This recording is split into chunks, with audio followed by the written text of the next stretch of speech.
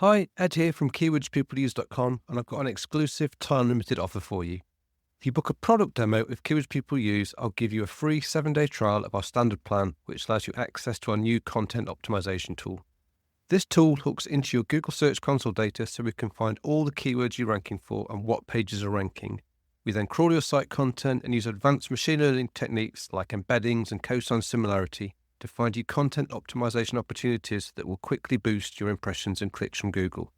This new feature in Keywords People Use is already showing results for people using it. Don't miss out on the opportunity of a 7-day free trial.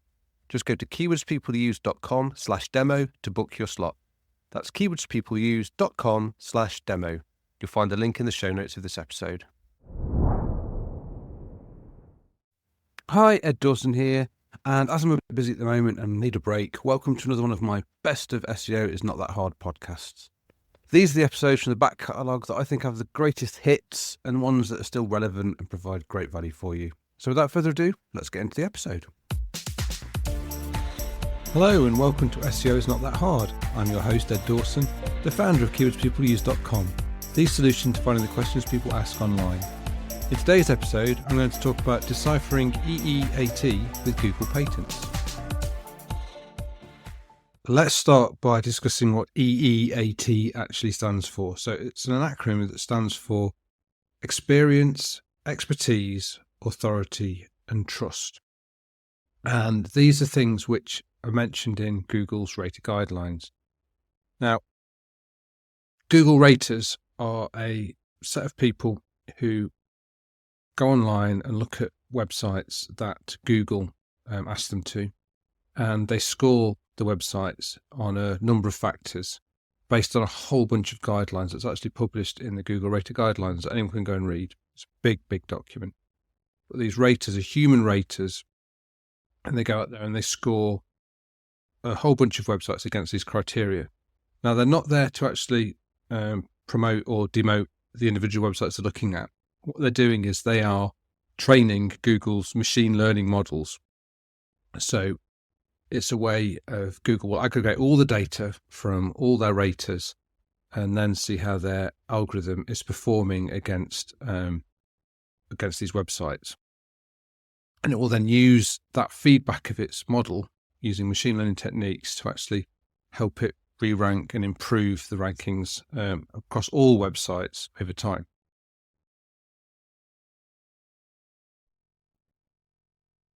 Now, originally, it wasn't EEAT, it was just EAT.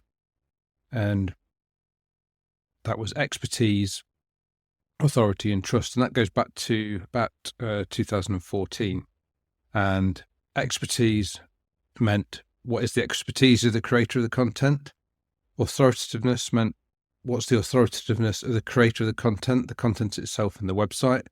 And then the trustworthiness of the creator of the content itself on the website. So basically, is this person an expert?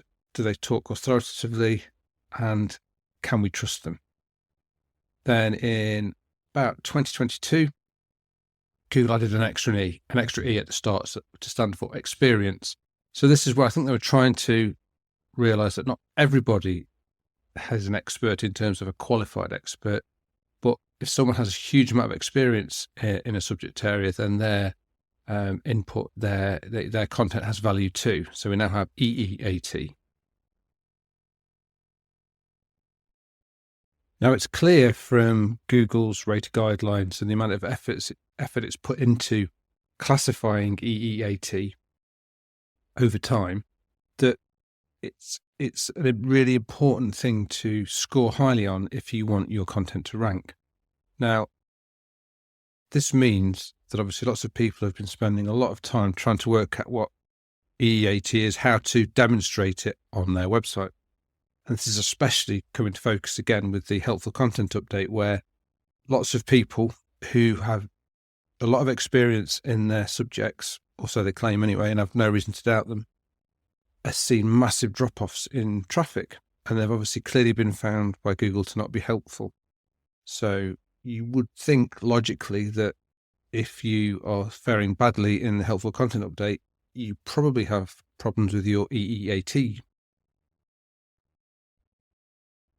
For a long time, people have been suggesting that the way to demonstrate experience, expertise, authority, trust is to have clearly identified authors on a website with linked to author bios, which detail who this author is, why they're an expert, things like that.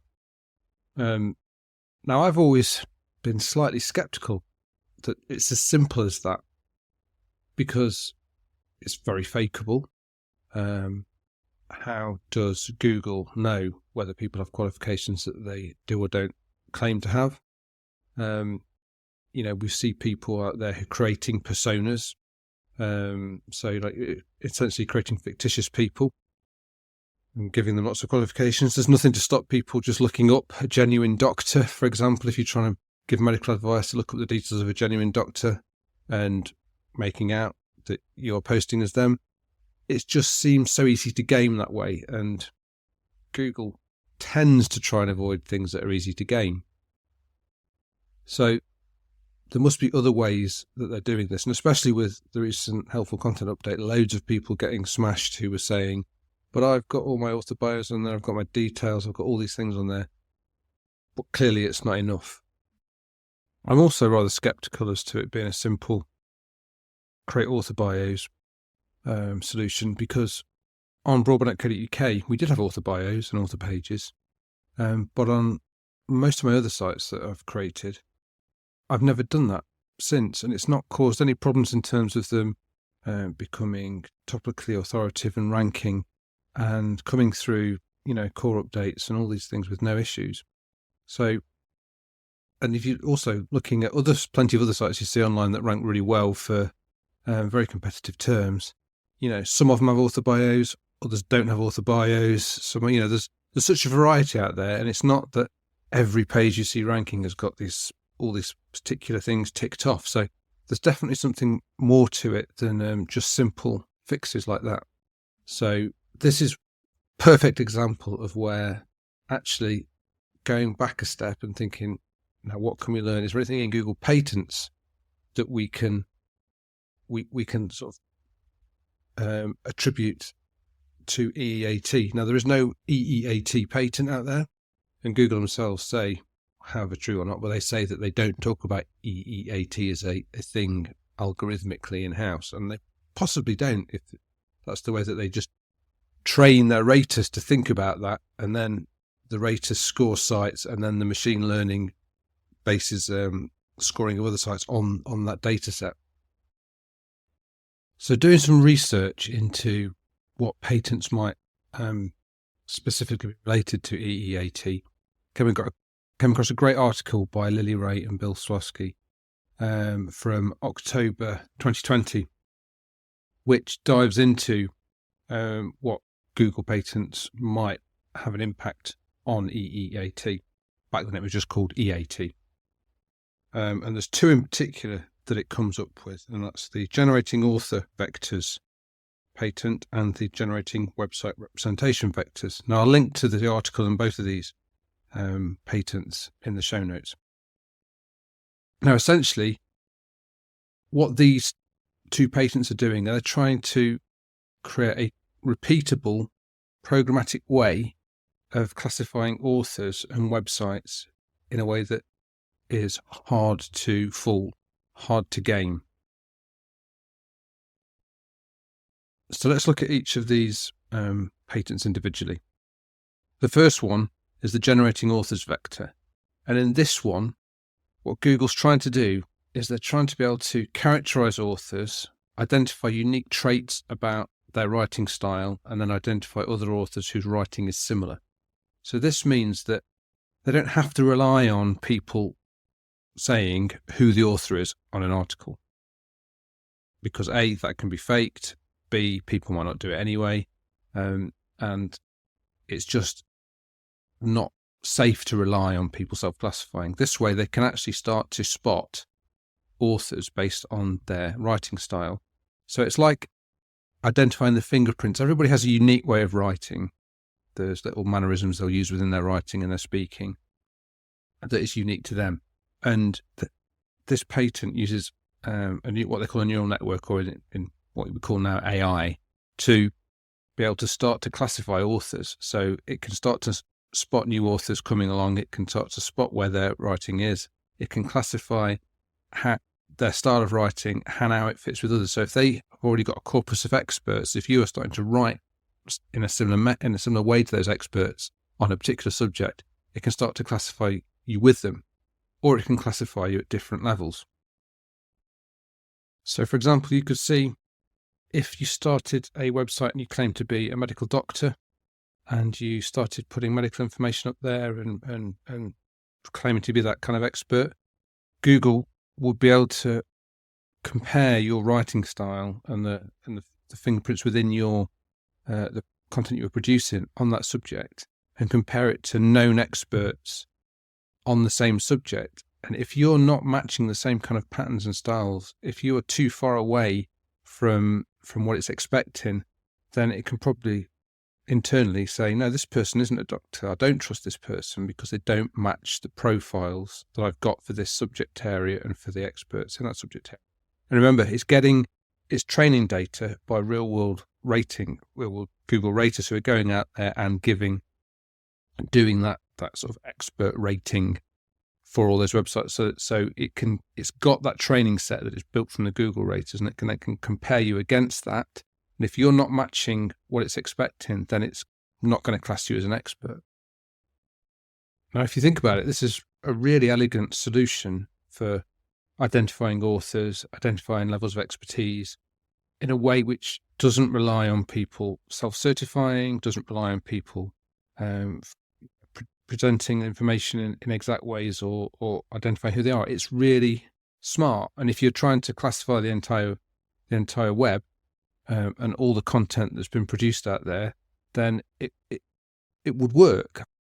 So you can see how, clearly it could stop you faking people's personas. It can assign authorship to an article without having to assign who the author is. And it analyzes the quality and the style of an expert in a particular subject, and then can classify you against that corpus that it's expecting you to meet if you're going to meet certain levels. Clever. The second patent that's quite interesting in the EEAT respect is the generating website representation vectors. Now, this is similar in many ways to the generating author vectors patent.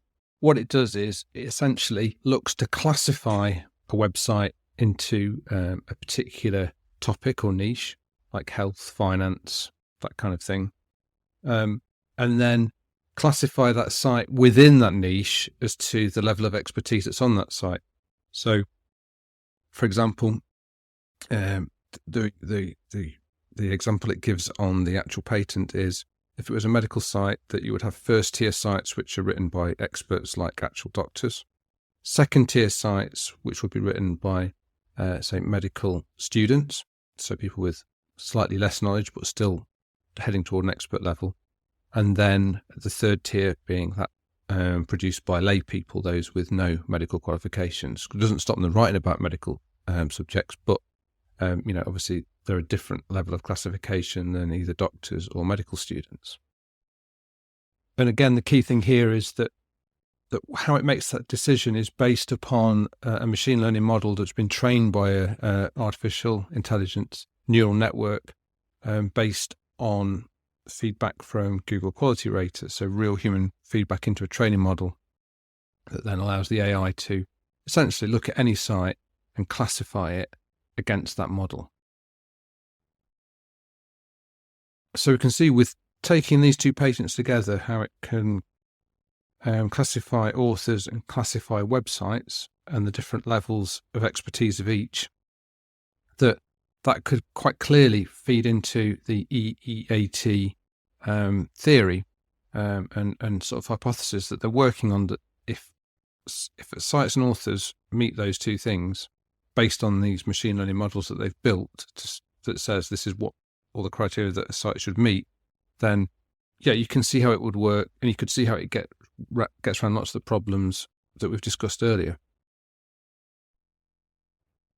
Now, how does this feed into how you approach doing your sites, your content on an everyday basis? Well, I mean, clearly the thing is, obviously on your website level, you need to be a topical authority. You need to have that depth of content on a site to be able to get yourself classified as in the right topic area. And then within that, you then need to make sure your content gets classified as high up the authority scale as possible. But the first core thing is to make sure that Google clearly understands what topic you are aiming at, and that you cover that topic in as much detail as possible to really get classified as one of the core sites. Because if you think about any subject that you Google a lot, you will see the same sites popping up over and over again, and that's because they're the ones that have got that topical authority that Google is looking to find answers from, because they don't search every single document in the web when you put in query. They clearly classify that query on its intent and on its topic, and then it helps get results back quickly because it hasn't got to go and search everything. It's narrowing down the search process at every single point, and that's how they can get results out as fast as they do. And then in terms of authorship, authoring your content, obviously your content's got to be at the right level, with the right level of expertise and knowledge that Google is expecting at this level. Now, this is early days for me thinking about this, and I still haven't quite determined what the next steps are on that. So I say that's one, watch this space. I'll obviously share more as we dig into this more and think about it more. But it's clear that I think that just adding an author bio, while not necessarily a bad thing to do, it can be valuable, but that's not going to be the thing that swings the pendulum. If you are having trouble with the level of your content, then just putting an author bio in, it's not going to be the thing that swings it positive and sorts all your problems out. But yeah, I think there needs to be a lot more research and thought done into this one, but it's clearly something that everyone should be thinking about.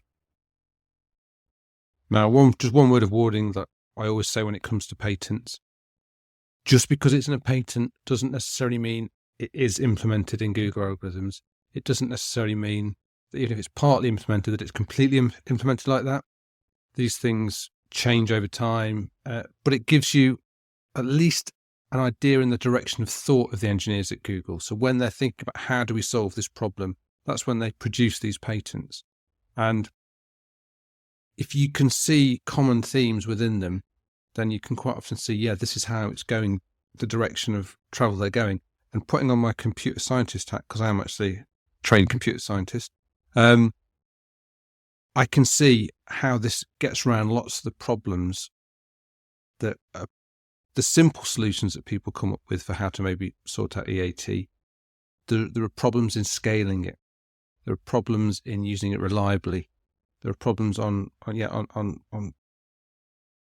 processing the whole of the web on those simple terms. So these two patents, I think, show a direction of travel that I think if they're not completely implemented like this, I think there's probably a strong possibility that there's elements of it within it. So I do hope that's given you some food for thought. I do strongly recommend that you go and look at these patents and read through them yourself, see what ideas it sparks in you. And if you've got any thoughts that agree or disagree with me, then I'd love to hear from you.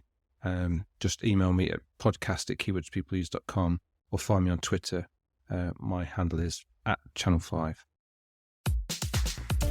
Thanks for listening. I really appreciate it. Please subscribe and share. It really helps. SEO is not that hard. It's brought to you by keywordspeopleuse.com, the solution to finding the questions people ask online. See why thousands of people use us every day. Try it today for free at keywordspeopleuse.com. If you want to get in touch or have any questions, I'd love to hear from you. I'm @channel5 on Twitter, or you can email me at podcast@keywordspeopleuse.com. Bye for now, and see you in the next episode of SEO is Not That Hard.